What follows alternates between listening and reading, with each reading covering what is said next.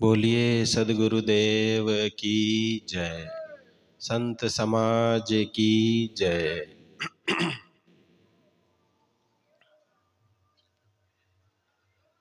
पूजनीय साहेब जी, अर्चनीय वंदनीय संत समाज, दूर दरार से पधारे सत्संग प्रेमी बंधुओं और माताओं, हम सब गुरुवर कबीर की वाणी के आधार पर यहाँ विचार श्रवण कर रहे हैं। इसी क्रम में थोड़ा देर के लिए मैं भी अपने विचार रखता हूँ।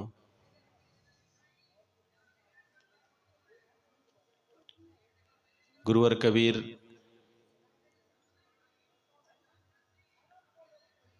का एक बहुत प्रसिद्ध भजन है, चुनरी काहे ना रंगायो गोरी पांच रंग मां। बहुत दिन से इसको सुने हैं, जानते हैं, थोड़ा इस पर मनन करें। अभी हमारे साहब जी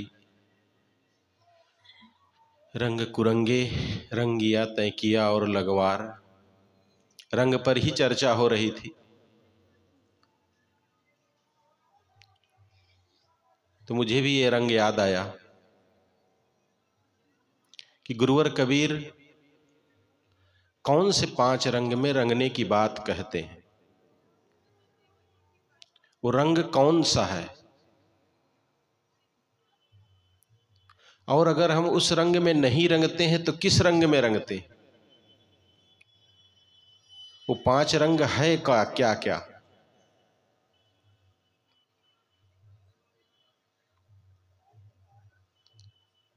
वो पांच रंग है सद्गुण। सद्गुण क्या है? दया, क्षमा, धीरज, शील, विचार।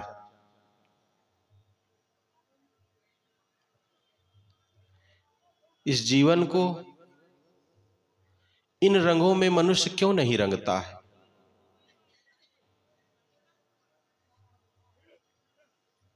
सबसे महत्वपूर्ण रंग इसमें हमें लगता है विचार। आदमी मनुष्य विचार नहीं करता है।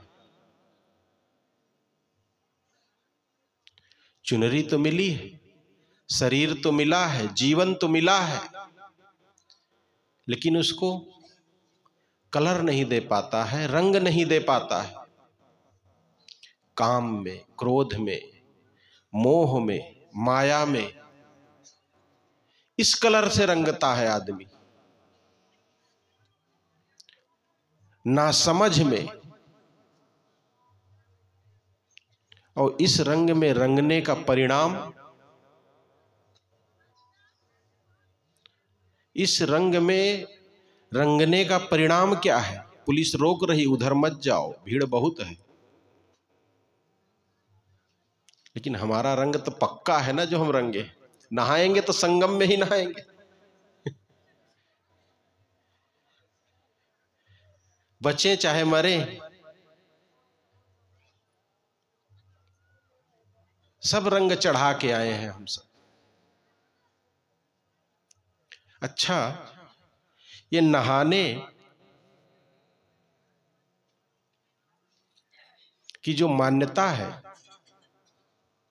अधिकतर लोगों की क्या मान्यता होगी, क्या भाव होगा?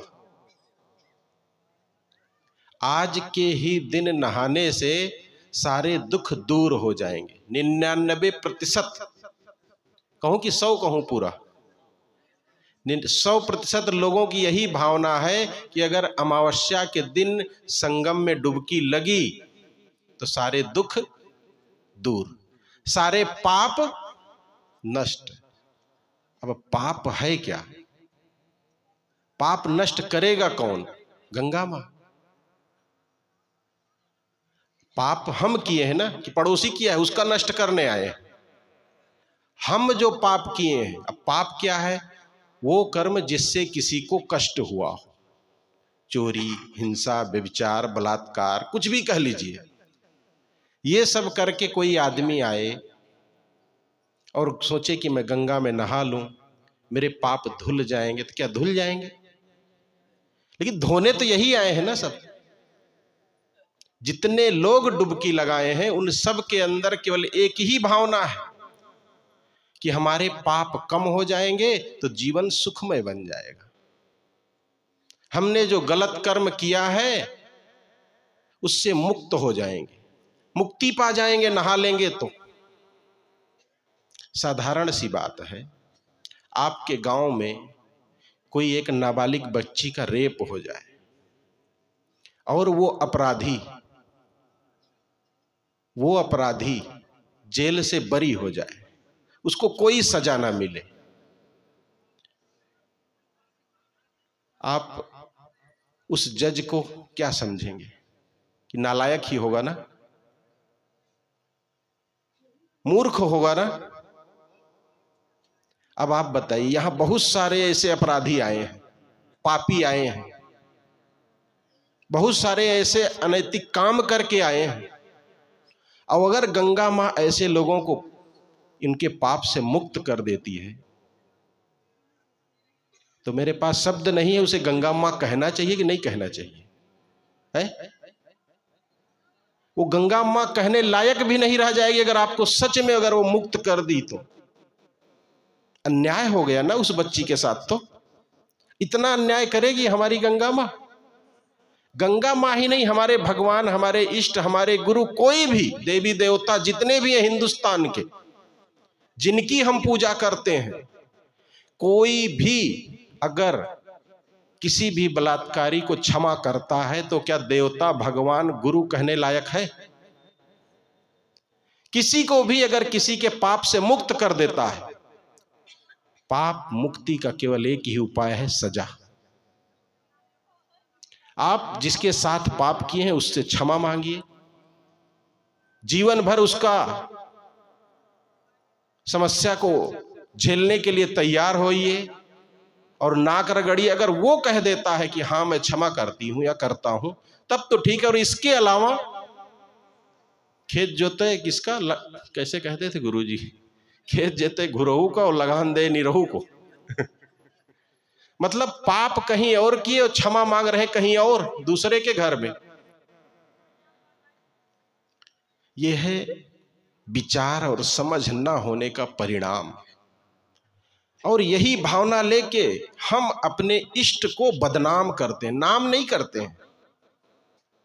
सिंपल सा आदमी, सामान्य सा आदमी कहता है कि इस दुनिया को भगवान चला रहा है, लेकिन इसके पीछे वो ये नहीं जानता है कि मैं ये कह रहा हूं कि हमारा भगवान बलात्कार करवा रहा है, हमारा भगवान चोरी करवा रहा है, हमारा भगवान बम फुड़वा रहा है। मंच पर बैठ के कहते हैं कि हर के इच्छा के बिना एक पत्ती भी नहीं हिलती है। तो नक्सलियों के बंदूक से गोली कैसे निकलेगी?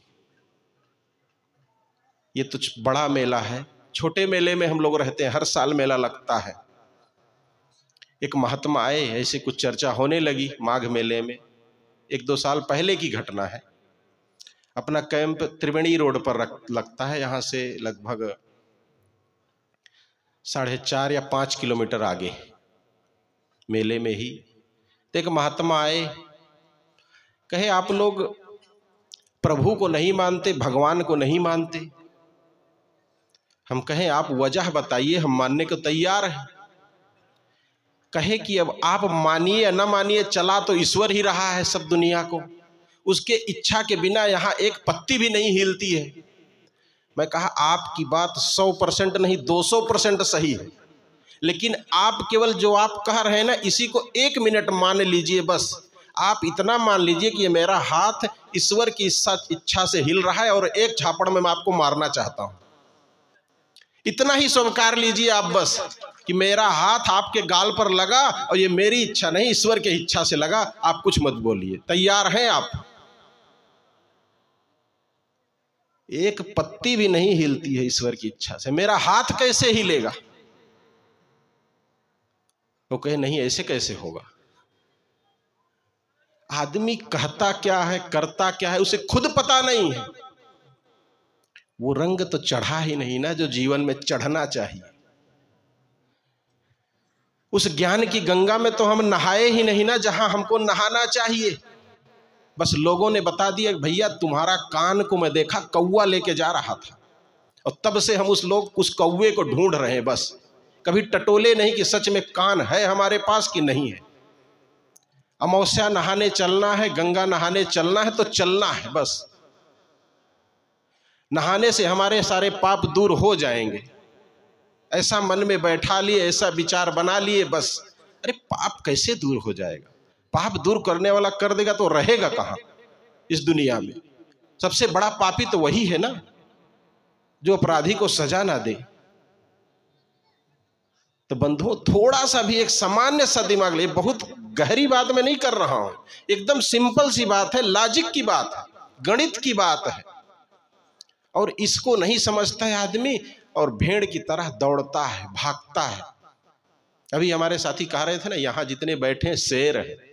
बात उनकी 100% सही है कि बहुत लोग, कल बहुत भीड़ थी, वो लोग इंतजार में थे कब अमावस्या का मुहूर्त चालू हो और हम डुबकी लगाए भागे। उनके अंदर समझ और विचार नहीं था। हमारे यहां भी बहुत लोग ऐसे हैं जो यहां है, कबीरपंथी भी हैं, लेकिन क्या लगता है सब डुबकी लगा रहे हैं, हम भी लगा लें।